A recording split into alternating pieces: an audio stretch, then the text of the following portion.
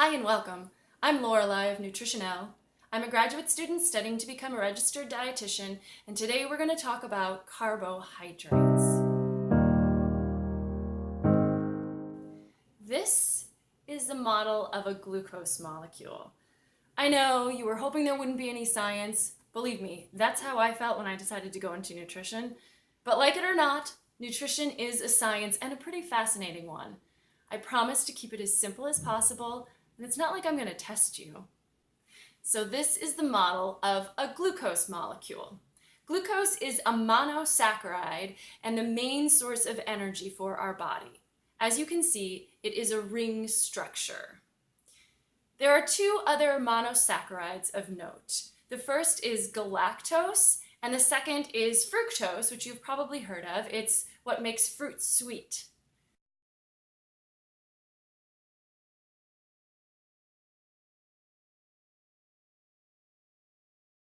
Disaccharides are made up of two monosaccharides.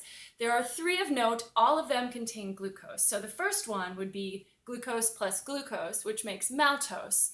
Maltose isn't super commonly found in foods, but the other two disaccharides you'll probably recognize. If we add a glucose to a fructose, we get sucrose, which is table sugar. If you add glucose to galactose, you get lactose, which is the carbohydrate found in milk.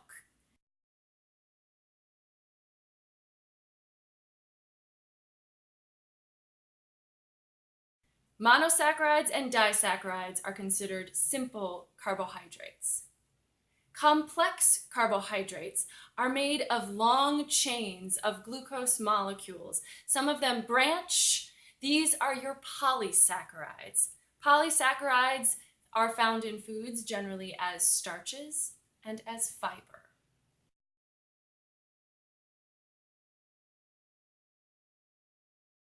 Starches are really easily digested and absorbed by the body. However, fiber has a completely different structure. Humans don't have the enzyme necessary to break the bonds between glucose molecules in fiber. Therefore, the molecules are too large to be absorbed, and it just passes right through the body. For this reason, it's actually really great for us to eat fiber for our colon health because it provides some roughage that helps carry things through. The other benefit of fiber is that some of the bacteria in our gut, the microbiota as it's called, is actually able to digest, absorb, and use that fiber as energy. So by eating fiber, we're actually feeding the good bacteria in our gut as well.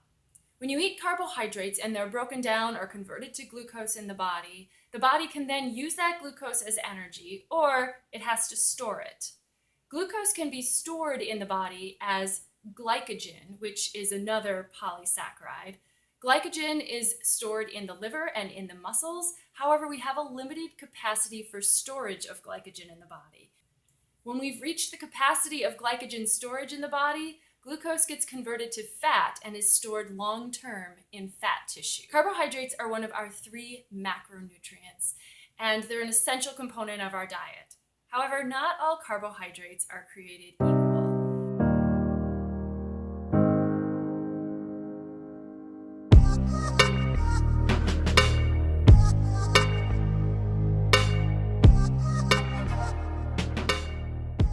Carbohydrates include everything from cookies to kale, from brownies to beans and broccoli. Carbohydrates include fruits like strawberry, but they also include things like soda, which is a refined carbohydrate made of sugar. They both fall into the same category, but you can imagine one is a little bit healthier than the other. Brown rice is a carbohydrate. Oats are a carbohydrate. Beans are a carbohydrate, and a protein-rich one at that. Corn, tortillas are carbohydrates, but also bagels and cookies are carbohydrates. The difference between brown rice and a bagel is that the grain or the carbohydrate in a bagel has been refined. This is no longer a whole grain, whereas brown rice still is an intact grain. It contains all the fiber that it was grown with, and therefore it's providing more health benefits to your body if you eat brown rice. Which isn't to say that you should never eat a bagel. Both contain calories, and in fact the same amount of calories per gram. Carbohydrates contain 4 calories per gram. But this one also includes fiber and nutrients because the grain has not been processed in any way.